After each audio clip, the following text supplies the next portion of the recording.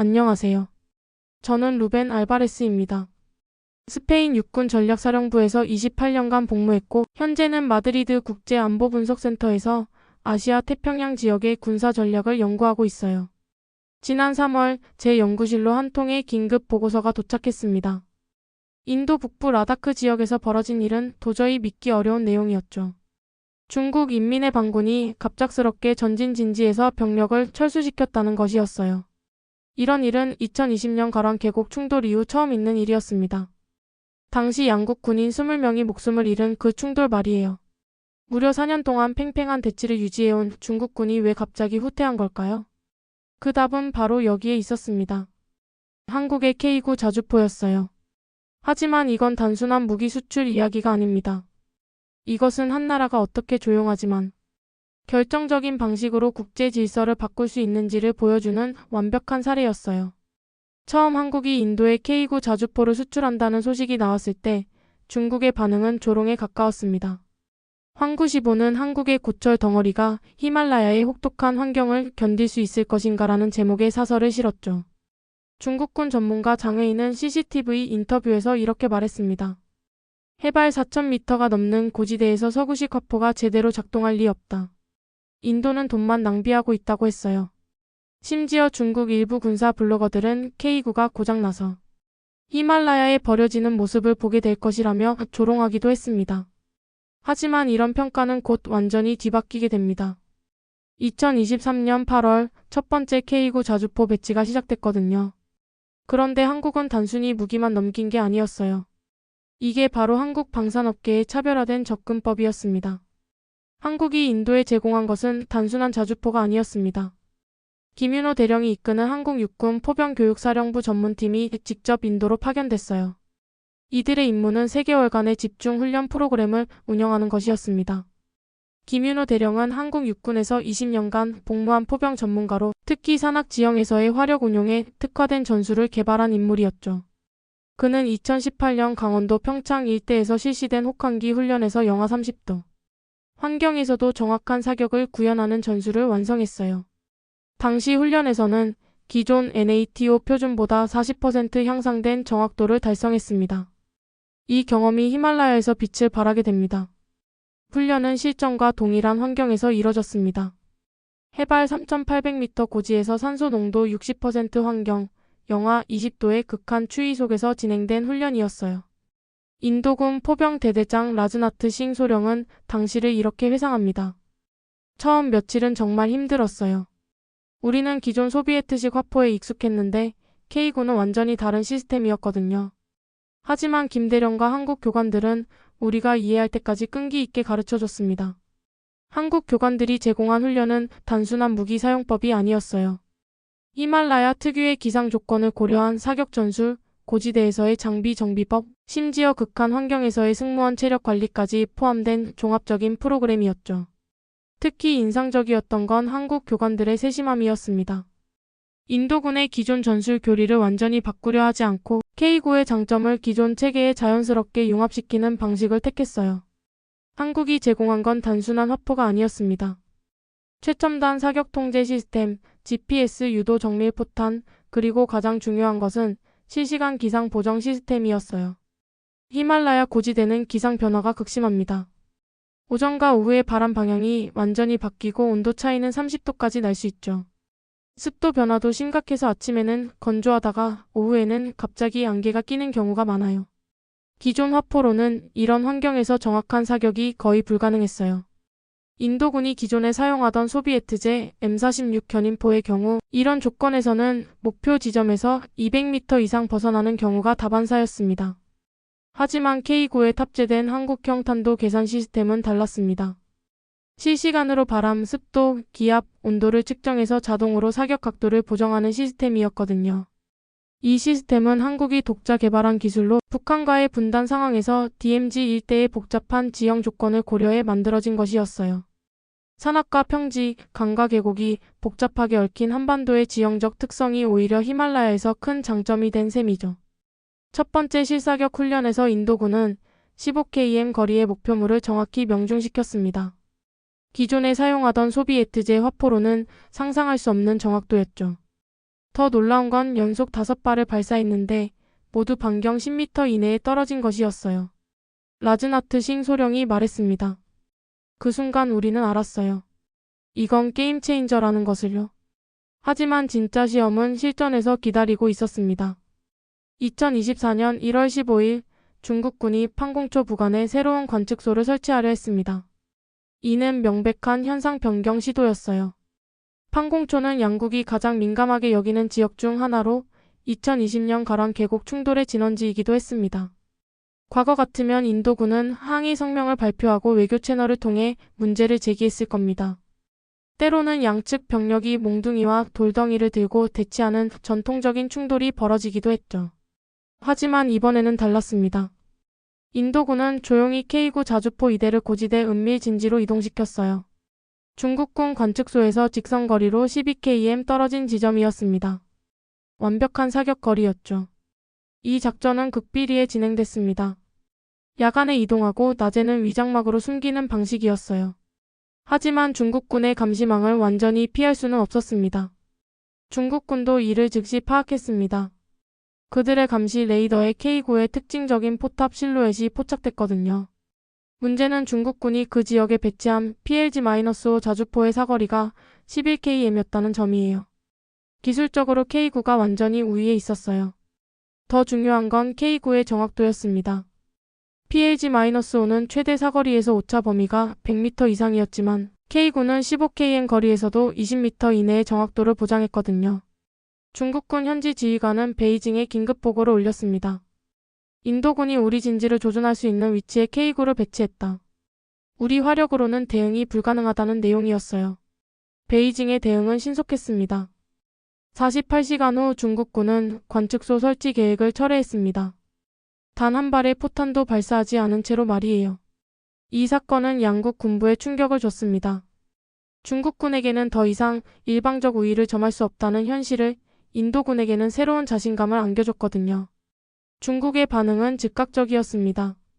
외교부 대변인 마오닝은 정례 브리핑에서 한국이 인도에 무기를 수출하는 것은 지역 안정을 해치는 행위라고 강하게 비판했죠. 황구시보는 사설에서 한국이 중국 포위 전략에 가담하고 있다며 더욱 강한 표현을 사용했어요.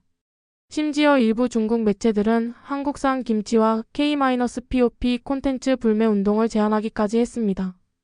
하지만 한국 정부의 반응은 의외로 담담했습니다. 외교부는 정상적인 방산 수출 절차에 따른 것이라는 짧은 논평만 발표했어요. 이런 차분한 대응이 오히려 중국을 더욱 당황시켰습니다. 실제로는 한국 방산청 내부에서 더 큰 그림을 그리고 있었습니다. 이미 베트남, 필리핀, 태국에서 K9 도입 문의가 들어오기 시작했거든요. 라다크에서의 성공 사례가 알려지면서 동남아시아 전체가 들썩이기 시작한 것이었어요. 2024년 3월 싱가포르에서 열린 아시아 국방장관회의는 K9 자주포의 성능을 확인하는 무대가 됐습니다. 인도 국방장관이 라다크에서의 성공 사례를 직접 발표했거든요. 발표에서 가장 인상적이었던 부분은 구체적인 수치였습니다. K9 배치 이후 중국의 국경 도발 시도가 80% 감소했다는 것이었어요. 이는 단순한 무기의 효과를 넘어선 전략적 억제력을 보여주는 사례였습니다. 필리핀 국방장관 길베르토 테오도로는 즉석에서 한국 측에 기술 브리핑을 요청했습니다. 필리핀은 중국과 스카버러숄에서 지속적인 갈등을 겪고 있었고 팔라완 섬 일대의 방어력 강화가 급선무였어요. 호주도 관심을 보였습니다. 호주 국방장관 리처드 말스는 의회 답변에서 K9 자주포는 호주의 방어 전략에 완벽하게 부합하는 무기 체계라고 평가했죠. 특히 호주 북부의 광활한 지형에서 기동성과 화력을 동시에 확보할 수 있는 유일한 선택이라고 강조했어요. 한 달 만에 6개국에서 공식 도입 문의가 들어왔습니다. 총 계약 규모는 150억 달러를 넘어섰어요. 이는 한국 방산 수출 사상 최대 규모였습니다. 2024년 7월 베트남 국방장관 판반장이 서울을 극비 방문했습니다. 공식적으로는 방산 기술 교류를 위한 방문이었지만 실제 목적은 따로 있었어요. 베트남은 남중국해 분쟁에서 중국에 맞설 수 있는 결정적 무기가 필요했습니다. 특히 스프래틀리 군도의 인공섬들을 견제할 수 있는 해안 방어 시스템 말이죠. 베트남의 상황은 인도와 달랐습니다. 육상 국경이 아닌 해상에서의 대치였거든요. 중국이 남중국해에 건설한 인공섬들은 사실상 움직이지 않는 항공모함과 같은 역할을 하고 있었어요. 베트남군이 주목한 건 K9의 변형 모델인 K9A였습니다. 이는 해안 방어용으로 특화된 버전으로 대함 공격 능력이 대폭 강화된 모델이었어요. 기존 K9보다 사거리가 30% 늘어난 40km에 달했고 대함 유도탄도 발사할 수 있었습니다.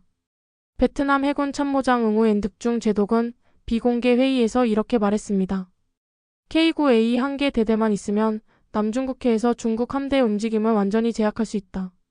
이건 게임 체인저가 될 것이다. 8월 15일 베트남과 한국은 15억 달러 규모의 방산 협력 협정을 체결했습니다. 36대의 K9A 자주포와 함께 베트남 현지 정비센터 설립까지 포함된 계약이었어요. 이 소식이 알려지자 중국의 반응은 즉각적이었습니다. 중국 외교부는 베트남에 강력한 항의 서한을 전달했고 양국 간 경제협력 프로젝트 일부를 중단하겠다고 위협했죠. 하지만 베트남은 굴복하지 않았습니다. 오히려 한국과의 협력을 더욱 확대하겠다고 공언했어요. 베트남 공산당 서기장 응우 옌푸총은 당 간부회의에서 우리는 어떤 나라의 압박에도 굴복하지 않을 것이라고 선언했습니다. 2024년 9월 스카버러 숄에서 벌어진 사건이 모든 걸 바꿨어요. 중국 해경선들이 필리핀 어선들을 물대포로 공격하는 영상이 전 세계에 공개됐습니다. 이 영상은 소셜미디어를 통해 순식간에 퍼졌고 필리핀 국민들의 분노가 폭발했어요. 마닐라에서는 수만 명이 참여한 반중 시위가 벌어졌고 정부는 강력한 대응을 요구받았죠. 마르코스 대통령은 국무회의에서 우리는 더 이상 일방적으로 당할 수 없다. 필리핀의 주권을 지킬 수 있는 모든 수단을 동원해야 한다고 선언했어요. 테오도로 장관은 즉시 한국의 긴급 도입을 요청했습니다. 필리핀군이 원한 건 팔라완 섬에 배치할 해안 방어용 K9 자주포였어요. 10월 필리핀과 한국은 12억 달러 규모의 K9 도입 계약을 체결했습니다. 24대의 K9A와 함께 필리핀군 포병 장교들의 항공 연수 프로그램까지 포함된 종합 패키지였어요. 중국은 가만히 있지 않았습니다. 2024년 11월 주하이 에어쇼에서 중국은 PLG-52 자주포의 신형 모델을 공개했어요. 한국의 K9에 대응하기 위해 급속 개발한 무기였습니다. 중국 북방공업공사의 리웨이 사장은 기자회견에서 PLG-52는 세계 최고 수준의 자주포입니다. 사거리 50km 분당 8발의 연사 능력을 자랑한다고 했죠. 스펙만 보면 인상적이었습니다. 하지만 전문가들의 평가는 달랐어요. 방산 전문가 제임스 로거스는 중국은 하드웨어에만 집중했지만 현대 방산 시장에서 중요한 건 소프트웨어, 즉 훈련과 지원 서비스다. 이 분야에서 한국이 이미 표준을 만들어버렸다고 분석했어요. 실제로 PLG-52는 몇 가지 치명적인 약점이 있었습니다. 첫째, 복잡한 기상 조건에서의 정확도가 검증되지 않았어요. 둘째, 유지보수가 까다로워서 현지 정비가 어려웠고, 셋째, 무엇보다 중국이 제공하는 훈련 프로그램이 한국에 비해 턱없이 부족했습니다. 한국도 가만히 있지 않았습니다. K9의 차세대 모델인 K9A4 개발에 착수한 것이었어요. 이번엔 인공지능과 자율사격 시스템이 핵심이었습니다. K9A4의 가장 혁신적인 기능은 스마트 타겟팅 시스템이었어요. AI가 실시간으로 전장 정보를 분석해서 최적의 사격 솔루션을 제시하는 시스템이었죠. 하나 시스템의 김철수 연구소장은 K9A4는 단순한 자주포가 아니라 스마트 전장 관리 시스템이라고 설명했어요. 하나의 지휘 차량으로 여러 대의 자주포를 동시에 통제할 수 있고 각각 다른 목표를 동시에 공격할 수도 있습니다. 이 시스템의 핵심은 머신러닝 알고리즘이었어요. 과거 사격 데이터를 학습해서 기상 조건, 지형, 목표물의 특성을 종합적으로 분석하는 것이었죠. 심지어 적의 회피 패턴까지 예측할 수 있었습니다. 2025년 1월 서울에서 특별한 회의가 열렸습니다.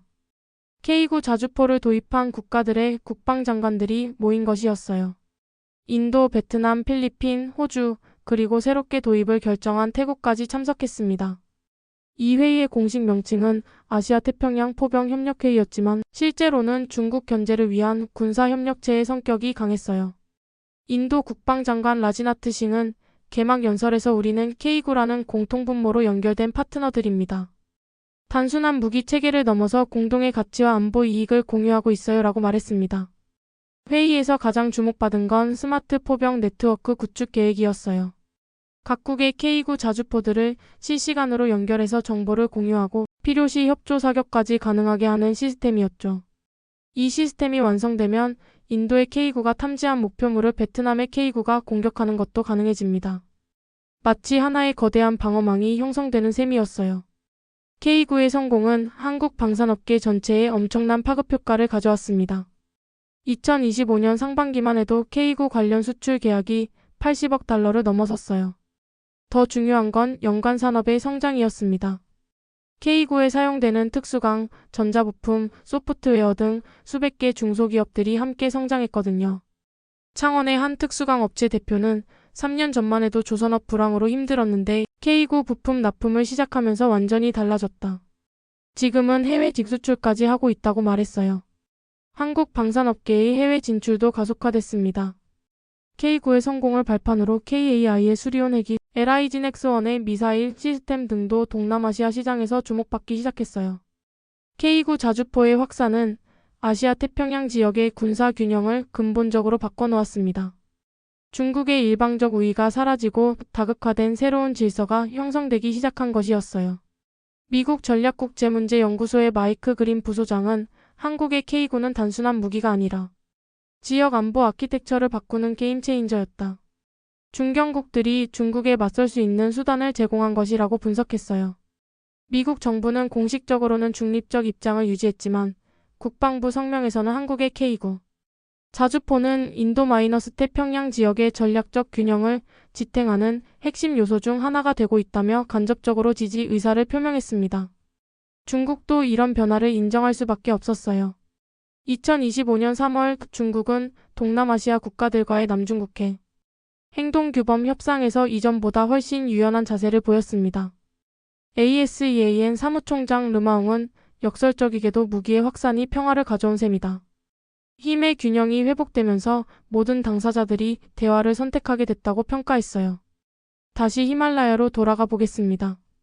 2025년 6월 현재 라다크 지역의 상황은 완전히 안정화됐습니다.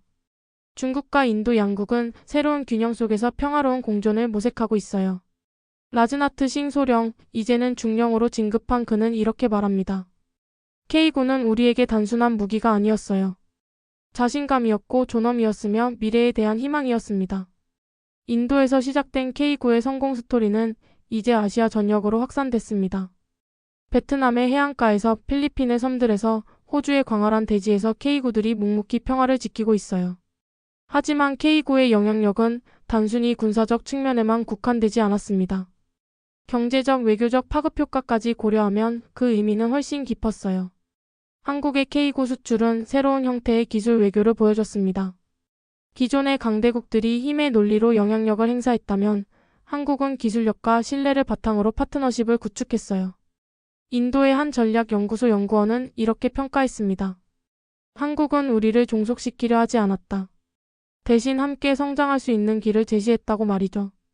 실제로 한국의 방산 수출 방식은 기존과 달랐어요.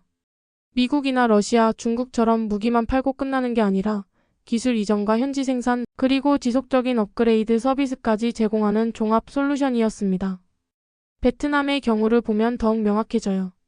한국은 K9A를 수출하면서 동시에 베트남 현지의 정비센터를 설립했고 베트남 기술자들을 한국으로 연수 보내 기술을 전수했어요. 이는 단순한 무기 거래를 넘어선 기술 파트너십이었습니다. 이런 접근법은 수입국들에게 큰 매력으로 다가왔어요. 단순히 무기를 사는 게 아니라 자국의 방산 기술 수준을 높일 수 있는 기회였거든요. 태국이 K9 도입을 결정한 배경도 여기에 있었습니다. 태국 국방장관 수틴 클룬사이는 K9 도입을 통해 태국의 방산 기술이 한 단계 도약할 수 있을 것이라고 기대감을 표했어요. 한편 중국은 이런 한국의 성공을 벤치마킹하려 노력했지만 쉽지 않았습니다. 중국의 방산 수출은 여전히 가격 경쟁력에 의존하는 구조였고 한국 수준의 기술 지원 서비스를 제공하기 어려웠거든요. 중국의 한 방산업체 관계자는 익명을 조건으로 이렇게 말했습니다. 한국은 고객국과 진정한 파트너가 되려 한다. 하지만 우리는 아직도 판매자와 구매자의 관계에 머물러 있다고 했어요. K9의 성공은 한국의 국가 브랜드에도 큰 영향을 미쳤습니다. 과거 한국 하면 떠올리는 건 반도체, 자동차, K-POP 정도였는데 이제 방산 기술까지 추가된 셈이었어요. 국제 방산 시장에서 한국의 위상도 크게 달라졌습니다. 2020년 세계 10위였던 한국의 방산 수출 순위는 2025년 현재 4위까지 올라섰어요. 미국, 러시아, 프랑스에 이어 4위였습니다. 특히 아시아 태평양 지역에서는 사실상 1위라고 해도 과언이 아니었어요. 지역 특성을 가장 잘 이해하고 맞춤형 솔루션을 제공할 수 있는 유일한 나라였거든요. K9의 성공은 다른 한국 방산 업체들에게도 영감을 줬습니다. 한국항공우주산업 KAI는 FA-50 경공격기의 동남아시아 수출을 확대했고 하나오션은 차세대 잠수함 개발에 박차를 가했어요. LIGNX1의 천궁 미사일 시스템도 주목받기 시작했습니다. K9의 성공으로 한국 방산 기술에 대한 신뢰도가 높아지면서 다른 무기 체계에 대한 관심도 함께 증가한 것이었어요. 하지만 가장 인상적인 건 한국이 보여준 전략적 사고였습니다. K9 수출을 통해 단순히 돈을 벌겠다는 차원을 넘어서 지역 안보 질서의 변화를 주도한 것이었어요. 한국 국방부의 한 고위 관계자는 이렇게 설명했습니다. 우리는 K9를 통해 새로운 형태의 집단 안보 체계를 만들고 있다. 각국이 개별적으로 중국에 맞서는 게 아니라 공통의 무기 체계를 기반으로 연합 방어 전략을 구축하는 것이라고 했어요. 실제로 2025년 상반기에 실시된 다국적 훈련에서 이런 비전이 현실화되기 시작했습니다. 인도, 베트남, 필리핀, 호주의 K9 부대가 참여한 연합포병 훈련이 태국에서 열렸어요. 이 훈련에서 가장 인상적이었던 건 각국의 K9가 마치 하나의 부대처럼 작동한다는 점이었습니다. 공통의 통신 체계와 사격 통제 시스템 덕분에 완벽한 협조가 가능했거든요. 훈련에 참관한 NATO 관계자는 이것은 21세기형 집단 방어 체계의 모델이라고 평가했어요. 기존의 NATO식 집단 안보가 정치적 동맹에 기반했다면 K9 네트워크는 기술적 호환성에 기반한 새로운 형태의 안보 협력이었습니다. 중국은 이런 변화에 심각한 우려를 표명했습니다. 중국 국방부 대변인은 정례 브리핑에서 일부 국가들이 지역 안정을 해치는 군사 동맹을 구축하고 있다며 강하게 비판했어요. 하지만 K9 사용국들의 반응은 달랐습니다. 이들은 이것은 군사 동맹이 아니라 기술 협력이라고 강조했어요. 실제로 K9 네트워크에는 정치적 의무나 군사적 개입 조항이 없었습니다. 순수하게 기술적 협력에만 국한된 것이었어요. 28년간 군인으로 그리고 지금은 연구자로서 세계 각지의 분쟁을 지켜본 제가 확신하는 것이 있습니다. 한국의 K9 자주포는 단순한 무기 수출 성공 사례가 아니었어요. 이것은 중견국이 어떻게 지역 질서를 주도할 수 있는지를 보여준 완벽한 교과서였습니다. 한국은 힘으로 압박하지 않았어요. 대신 기술과 신뢰로 파트너들을 만들어갔죠.